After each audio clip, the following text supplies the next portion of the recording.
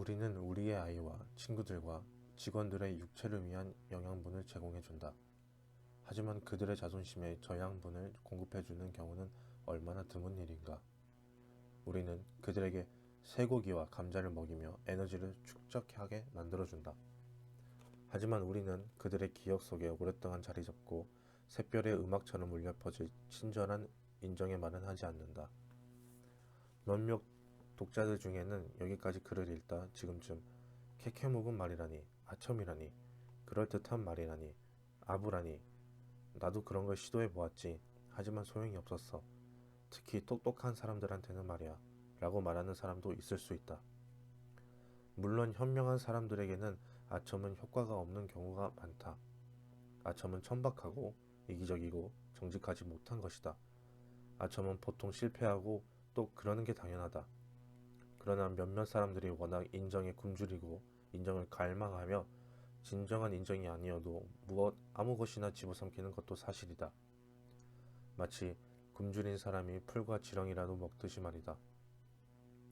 예를 들어 여러 번 결혼했던 무디바니 형제가 결혼 시장에서 그렇게 불같은 성공을 거둘 수 있었던 이유는 무엇이었을까? 왕자들이라고 불렸던 이들이 두 명의 아름답고 유명한 영화배우, 한 명의 세계적으로 유명한 프리마돈나, 그리고 수도 없이 많은 잡화점을 소유한 바바라 허튼과 결혼할 수 있었던 까닭은 무엇이었을까? 그들은 어떤 일을 했는가?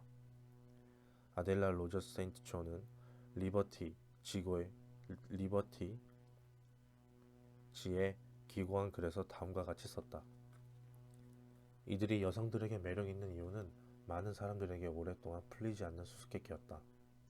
세상 일에 밝고 남성에 대해선 전문가이고 위대한 예술가이기도 했던 폴라 네그리가 그 까닭을 내게 설명해 준 적이 있다.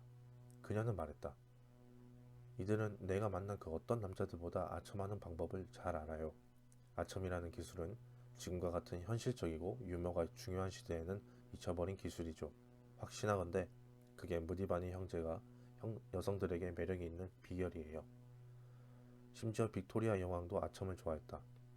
당시 영국 수상이었던 벤저민 디즈레일리는 여왕을 다룰 때 조금 지나칠 정도로 아첨을 했다고 털어놓았다. 그의 말을 그대로 옮겨보자면 아부를 삽으로 퍼부었을 정도였다. 그러나 디즈레일리는 세상 곳곳에 흩어져 있는 대영 제국을 지배했던 사람들 중에서도 가장 세련되고 유능하고 능수놀랑한 사람이었다. 그는 나름대로 천재였다. 그러니 그에게 효과가 있었던 방식이 우리와 같은 보통 사람들에게는 아무런 효과가 없을 수도 있다. 결국 아첨은 좋은 결과보다는 나쁜 결과를 낳기 마련이다. 아첨은 위조지폐와 같다. 위조지폐를 유통시켰을 때 좋지 못한 결과를 겪게 되는 것처럼 아첨도 결국은 문제에 봉착하기 마련이다.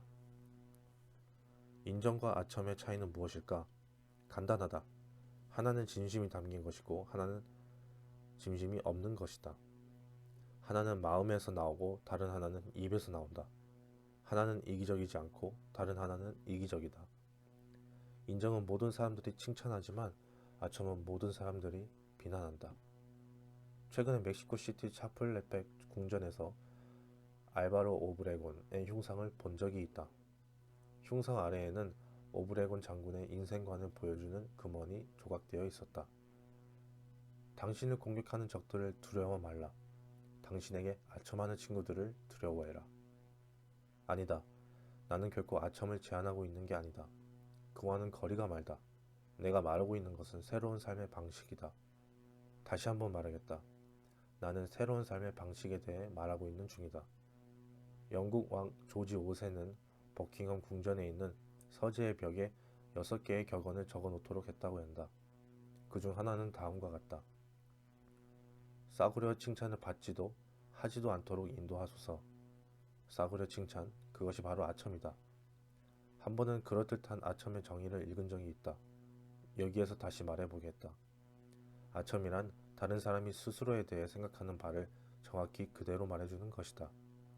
미국의 철학자 랠프 웰도 에머스는 이렇게 말했다. 어떤 언어를 사용하더라도 당신의 말은 당신이 어떤 사람인지 드러내기 마련이다. 아첨만으로 모든 게 가능한 세상이었다면 모든 사람들이 아첨에 대해 잘 알고 있고 우리 모두는 이미 인간관계의 전문가들이었을 것이다. 어떤 특정한 문제에 골몰하고 있는 경우가 아니라면 우리는 대체로 95% 정도의 시간을 우리 자신에 대해 생각하며 보낸다. 이제 잠시 우리 자신에 대해 생각하길 멈추고 다른 사람들의 장점에 대해 생각해 보기 시작한다면 싸구려이고 거짓투성이어서 입에서 나오자마자 거짓임이 드러나는 아첨에 의지하지 않아도 될 것이다. 에머슨은 말했다. 내가 만나는 모든 사람은 어떤 면에서는 나보다 나은 사람들이다. 내가 그들에게서 배울 것이 있다는 점에서 그렇다. 에머슨같이 위대한 철학자에게도 이 말이 적용될 수 있었다면 하물며 우리와 같은 보통 사람에게는 1000번은 더 올바른 말이 아닐까? 우리의 업적, 우리의 욕구에 대해 생각하는 걸 잠시 멈추기로 하자. 다른 사람의 장점을 이해하려 노력해보자. 아첨 따위는 잊어버리자. 정직하고 진심에서 우러나오는 인정을 해주기로 하자. 다른 사람을 솔직하게, 진심으로 인정하고 칭찬하라. 그러면 사람들은 당신의 말을 소중하게 받아들이고 평생에 걸쳐 그 말을 보물처럼 여기고 반복할 것이다. 당신이 그 말을 잊은 다음에도 몇 년씩이나 반복할 것이다.